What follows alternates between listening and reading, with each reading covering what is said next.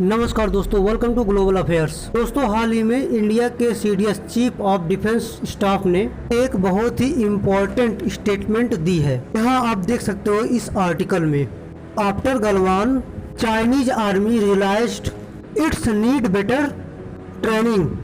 अब हम बात करेंगे सीडीएस ने यहाँ कहा क्या है।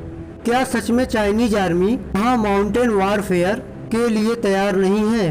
तो यह एग्जैक्ट स्टेटमेंट है by the chief of defence staff. इन्होंने कहा है कि रिसेंटली जो गलवान में फेस ऑफ हुआ है उसमें चाइना को हैवी लॉसेस झेलना पड़ा है, और ये बात धीरे धीरे ओपन भी हो गई है। और ये भी पता लगा है जो चाइना की जनता है ये बात भी एक्सेप्ट की है कि चाइनीज गवर्नमेंट ने जो रियल डैमेज हुआ है उसको नहीं बता रही है और इसे यह छुपा रही है। हाल ही में आपको पता होगा कि चाइना में जब एक ब्लॉगर जब ये लिखा कि मेरे हिसाब से चाइना के 4 जवान से अधिक मारे गए होंगे, इसी बात को लेकर उसे जेल में डाल दिया गया और उसको पूरे देश के सामने माफ़ी मांगने को कहा गया कि आपने अपने सोल्जर्स की इंसल्ट की है तो इसके लिए आप पूरे देश से माफ़ी मांगो।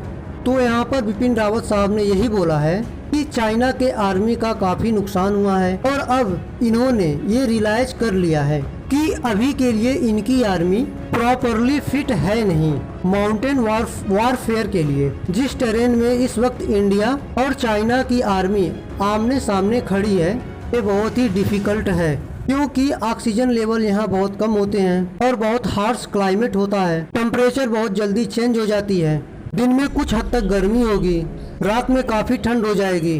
तो ऐसे इन्वायरमेंट में चाइनीज आर्मी आज के समय में ड्यूटी देने को तैयार नहीं है। इन्होंने आगे ये भी बात ऐड करी है, अगर चाइनीज सोल्जर्स की डिप्लॉयमेंट होती भी है एलएसी के पास तो वो होती है कम समय के लिए, क्योंकि इनकी आर्मी ज़्यादा दिन तक हार्श क्लाइमेट बर्दाश्त कर नहीं पाते और इनको रेगुलर बेसिस पर अपनी आर्मी को रोटेट करने होते हैं ताकि इनकी आर्मी फंक्शंस कर पाए। तो यहाँ पर इंडिया की आर्मी माउंटेन वारफेयर में चाइना से काफ़ी आगे है और इस बात को चाइना की मीडिया भी कह चुका है कि आज के समय में दुनिया में सबसे एक्सपीरियंस प्लूटो और माउंटेनियंस ट्रूप ना यूएस के पास है, ना रसिया के पास है, ना यूरोपियन के पास। दुनिया की सबसे बेहतरीन डिवीजन आर्मी भारत के पास है।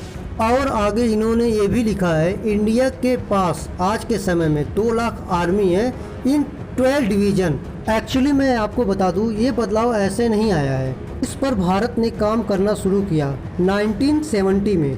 मगर मैं आपको ये भी बताना चाहूँगा, चाहे पाउंड फोर्स में चाइना इंडिया से कमज़ोर हो मगर एयर सुपीरियरिटी आज के समय चाइना के पास है। अगर एयर फोर्स इसमें इन्वॉल्व हुआ तो चाइना इसमें बहुत बड़ा एडवांटेज रखेगा। हालांकि भारत ने भी इसके लिए बहुत सारी तैयारियां की हैं। धन्यवाद।